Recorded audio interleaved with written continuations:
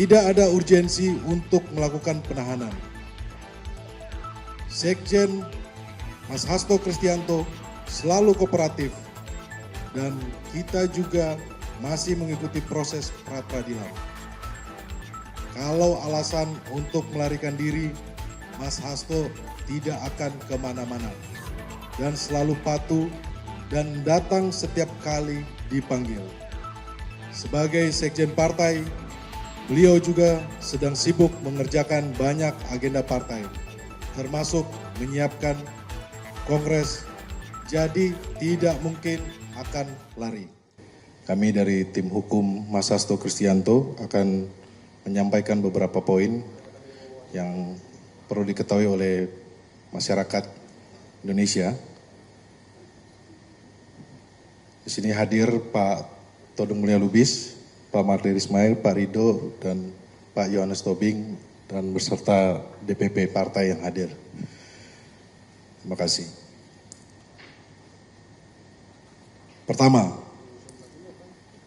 ini adalah penahanan politik. Dan ini adalah babak baru yang kami anggap sebagai serangan terhadap partai kami. Penahanan ini membuktikan informasi bahwa Sekjen PDI Perjuangan Hasto Kristianto memang ditargetkan untuk ditahan sebelum Kongres Partai. Mengapa ditargetkan? Karena peran seorang sekjen sangat penting dalam sebuah organisasi partai politik.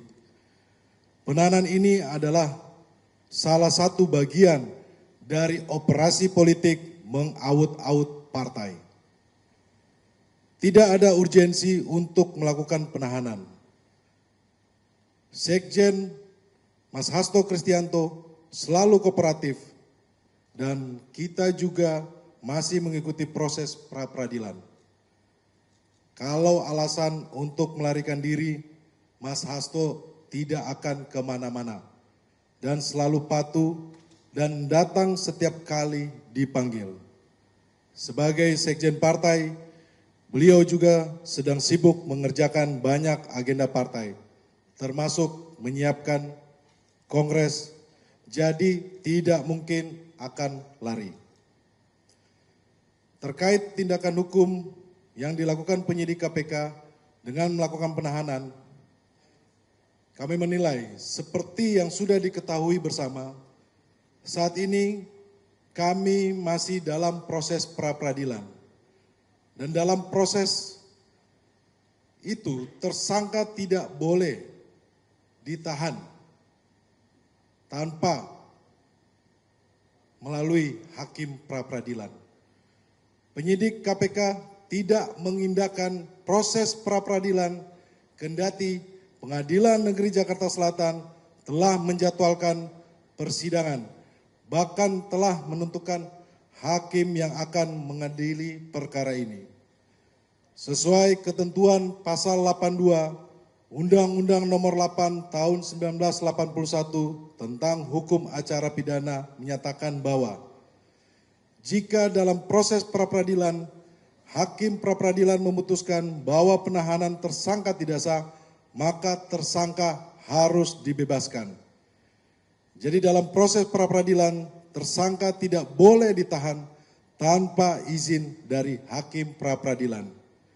Dan jika hakim pra-peradilan memutuskan bahwa penahanan tersangka tidak sah, maka tersangka harus dibebaskan.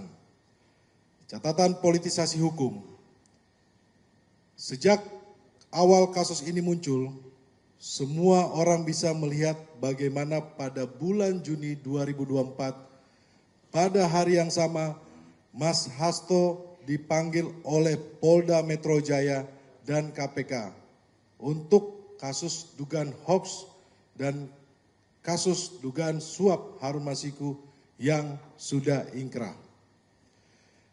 Pemanggilan ini sudah aneh dan ganjil karena muncul setelah Mas Hasto sebagai Sekjen PDI Perjuangan dalam banyak kesempatan menyampaikan sikap politik resmi PDI Perjuangan terkait kerusakan demokrasi yang dilakukan oleh pemerintah yang berkuasa saat itu, yakni Jokowi. Sejak itu, aparat penegak hukum menggunakan segala cara untuk menekan Sekjen. Babak berikutnya adalah sehari setelah dilantik, Komisioner KPK yang baru langsung menargetkan Mas Hasto dan langsung menjadikannya sebagai tersangka. Pertanyaannya, siapa di belakang ini semua? Dugaan kami kuat penahanan ini dikendalikan oleh pihak di luar KPK dengan menggunakan tangan AKBP Rosa di KPK. Dugaan ini punya dasar yang kuat mengingat Komisioner KPK sendiri ketika itu mengakui mengalami kesulitan dengan para penyidik yang memiliki loyalitas ganda.